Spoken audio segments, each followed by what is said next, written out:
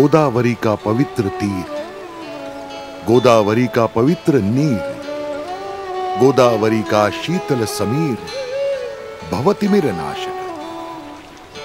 गोदावरी का महात्म रुचिर, प्रसिद्ध जो अखिल विश्व भर, एक से एक धुरंधर, संत प्रवर प्रकटे यहां। गोमती तीर पर तीर्थ अनेक, परिक्रमा यहां की पाप नाशक। स्नान पान से भवरोग नष्ट, पुराण में वर्णन ऐसा। साई चरित्र ग्रंथ की ये ओवियां गोदावरी नदी का महात्म्य दर्शाती हैं। गोदावरी नदी, जिसे पुराणों में गोमती के नाम से भी जाना जाता है, इस गोमती का किनारा बहुत ही पवित्र पावन है। गोदावरी के किनारे अनेक पवित्र तीर्थ स्थल स्थापित हैं, जिसमें त्र्यंबकेश्वर ज्योतिर्लिंग और भगवान श्री राम प्रभु के वास्तव्य से पुनित हुई नाशिक नगरी है। यहां गोमती के तट पर अनेक महान साधु संतों की समाधियां स्थित हैं। निवृत्तिनाथ महाराज त्र्यंबकेश्वर, चांगदेव महाराज पुणतांबा तथा श्री क्षेत्र पैठण में एकनाथ महाराज इनमें से प्रमुख हैं। श्री ज्ञानेश्वर महाराज ने भावार्थ दीपिका, ये महान ग्रंथ का लेखन इसी गोदावरी तट स्थित श्री तीर्थ क्षेत्र नेवासा में किया है, जो ज्ञानेश्वरी नाम से सुपरिचित है। ऐसी आध्यात्मिक परंपरा में आगे 19वीं सदी में दो और महान संतों के वास्तव्य से दो तीर्थ स्थलों का निर्माण हुआ। उनमें से एक है गोदावरी तट स्थित श्री शिरडी क्षेत्र, और गोदावरी के कोख के अंदर कुदरत का निर्माण किया हुआ सराला बेट।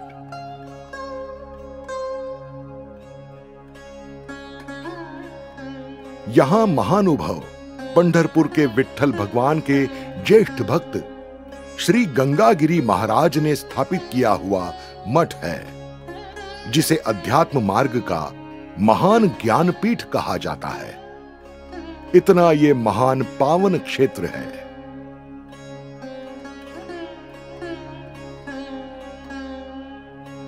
शिरडी क्षेत्र का विकास भगवान स्वरूप श्री साईनाथ महाराज के वास्तव्य से जग के पटल पर उभर आया, इसे सभी भली भांति जानते हैं। लेकिन बहुत ही कम लोगों को यह जानकारी होगी कि साईं बाबा के महान संत होने का और उनकी श्रेष्ठता से लोगों को अवगत कराने का काम सबसे पहले श्री गंगागिरी बाबा ने किया है।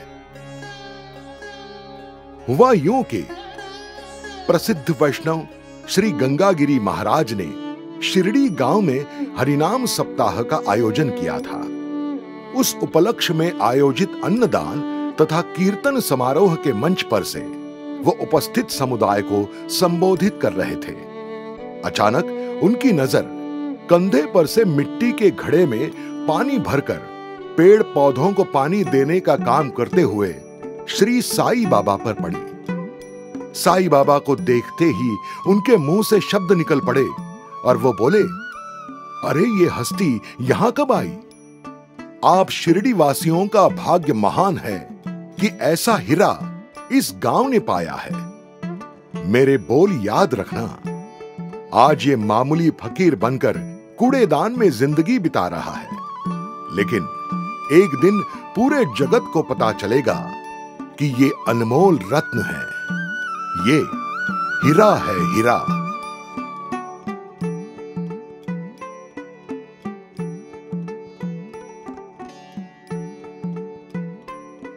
संत गंगागिरी महाराज का जन्म औरंगाबाद जिले के वैजापुर तहसील के अंदर कापुस वडगांव नामक देहात में सन 1814 में हुआ था। महाराज ने छोटी सी पाठशाला में सिर्फ 3 साल पढ़ाई की और पढ़ाई छोड़कर वो धार्मिक किताबों का अध्ययन 12 साल की उम्र से ही करने लगे।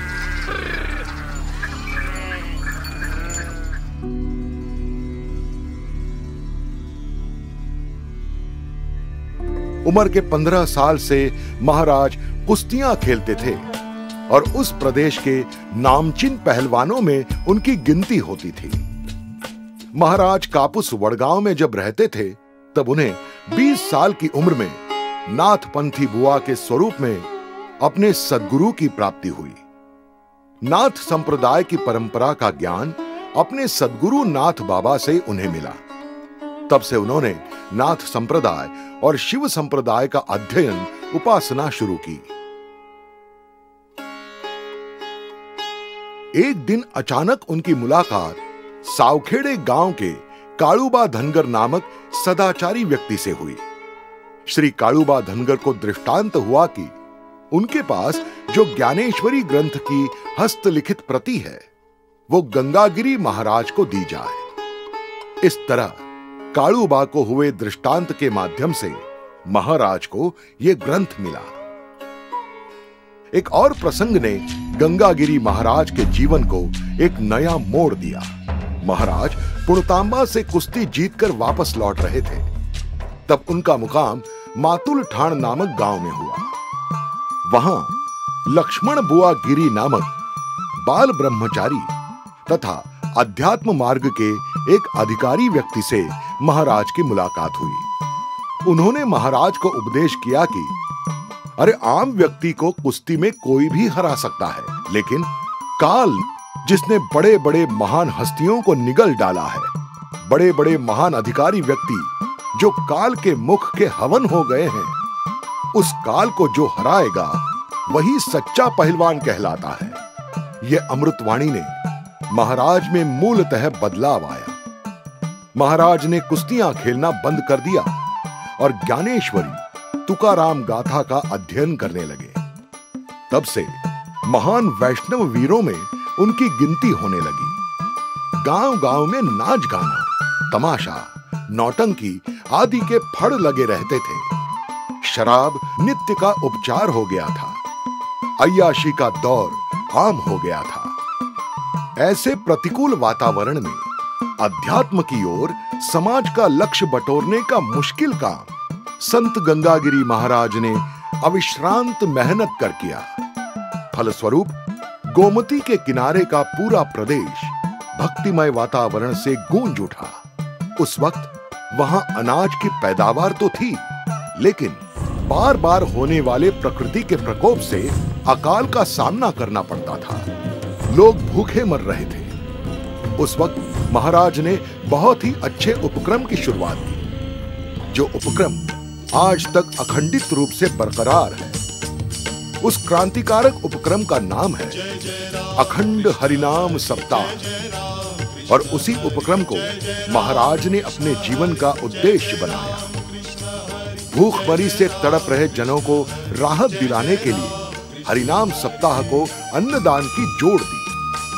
महाराज बहुत बड़े पैमाने पर हजारों की तादाद में अन्नदान का उपक्रम का आयोजन अकालग्रस्त प्रदेश में करने लगे। कभी कभी तो साल भर में 5-6 जगह पर हजारों लोगों को अन्नदान करने का आयोजन होने लगा।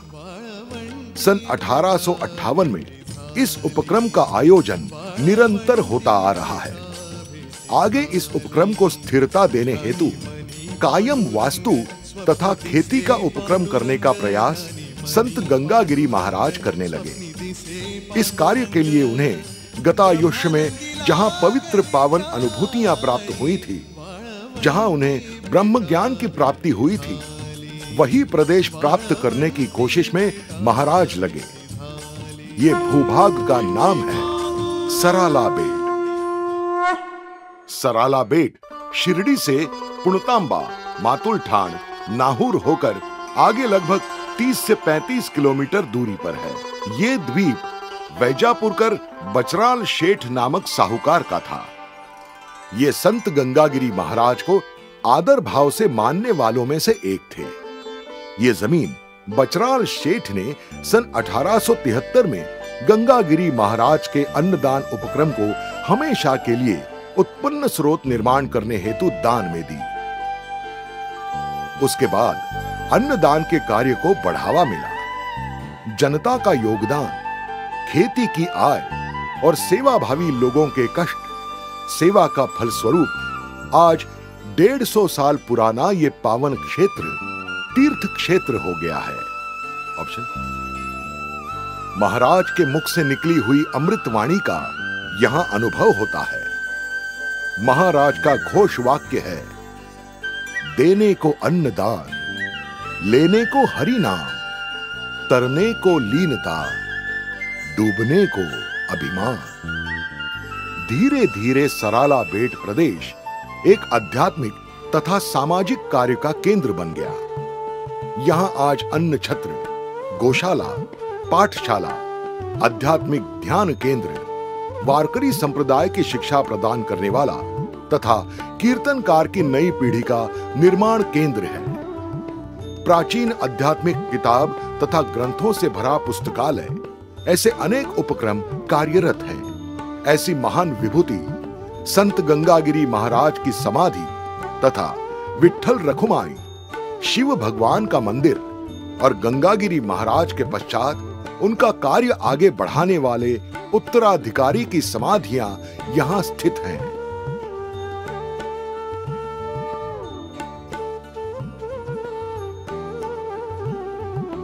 आज इस मठ का कारोबार इसी परंपरा के वर्तमान कालीन उत्तराधिकारी श्री रामगिरी महाराज के मार्गदर्शन में हो रहा है।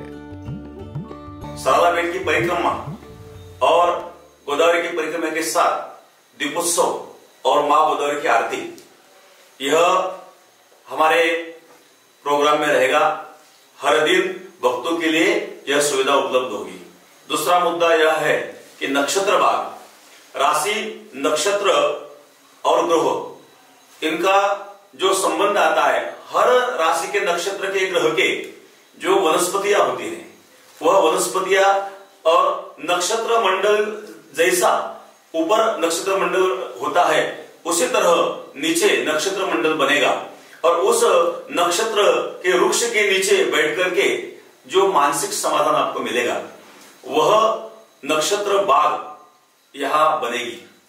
तीसरा मुद्दा यह है कि यहां ध्यान केंद्र बनेगा, क्योंकि अपने समाधान के लिए, अंतःकरण वृत्ति स्थिरता के लिए ध्यान की आवश्यकता होती है और एक भव्य ध्यान केंद्र बनेगा।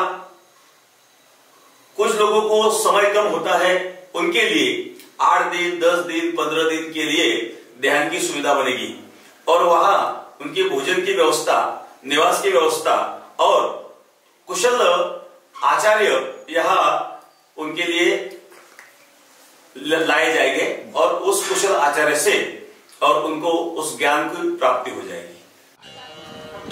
इस तीर्थ स्थल पर और एक अनोखा उपक्रम सन 1932 साल से चलाया जाता है। यहाँ अंध भक्तों द्वारा अखंड वीणा वादन बारी बारी से किया जाता है। ये वीणा वादन बिना किसी रुकावट के सन 1932 से चल रहा है। संत गंगागिरी महाराज के इस उपक्रम में गोदा तट निवासी जनों का बहुत बड़ा योगदान रहा है। करोड़ों रुपयों की लागत से और लोक सेवा के योगदान से ये महोत्सव का आयोजन किया जाता है। कुछ राशि बच गई तो उस राशि का विनियोग सराला बेट के विकास कार्य में किया जाता है। संत गंगागिरी महाराज और साईनाथ महाराज के बीच में अन्योन्य संबंध प्रस्थापित है। आध्यात्मिक अनुबंध में दोनों संत सूक्ष्म धागे से जुड़े हुए हैं। दोनों भी संतों का अवतार कार्य लगभग समान ही है। 2018 के हरिनाम सप्ताह के आयोजन के इस श्रृंखला में शिरडीवासी भाग्यवान साबित हुए। योगीराज परब्रह्म श्री साईनाथ महाराज के समाधि शताब्दी वर्ष में ही ये हरिनाम सप्ताह का आयोजन करने का सौभाग्य शिरडी गांव वासियों को प्राप्त हुआ था। बहुत ही बड़े पैमाने पर इसका आयोजन किया गया था। अन्नदान उपक्रम ने तो बहुत विशाल रूप धारण किया था। आज तक के आयोजन में ये उपक्रम मिसाल तथा कहानी बनकर रह गया है। बहुत बड़े स्वरूप में और भव्यता से इस कार्यक्रम का आयोजन किया गया था। ये सब महाराज साईनाथ की ही इच्छा थी कि उनके समाधि शताब्दी के पावन वर्ष में ही इसका आयोजन हो। साईनाथ महाराज का परिचय पूरे विश्व को कराने में संत गंगागिरी महाराज अग्रणी थे। शायद उसी के फलस्वरूप यह समारोह आयोजन इतने बड़े पैमाने पर हो गया। इतना भव्य आयोजन और करोड़ों रुपए के लागत खर्च होने के बावजूद लगभग 1 करोड़ के ऊपर की राशि बची थी। इस राशि से सराला बेट पर एक अतिथि गृह का निर्माण कराने पर एकमत हुआ। इस कार्य की जिम्मेदारी शिरडी ग्राम निवासी युवाओं को सौंपी गई। लगभग 2 साल के अथक परिश्रम का निचोड़ आज सराला बेट पर भव्य विस्तृत अतिथि गृह के रूप में खड़ा हुआ है। शिरडी वासियों की तरफ से संत गंगागिरी महाराज को ये भक्ति भाव युक्त अर्पित सुमनांजलि है। इस वास्तु को शिरडी ग्रामवासियों के भक्ति का स्मारक माना जाएगा। इतिहास इस बात की अवश्य दखल लेगा। इतिहास के पन्नों में इस गौरवशाली क्षण को अवश्य स्थान मिलना निश्चित है।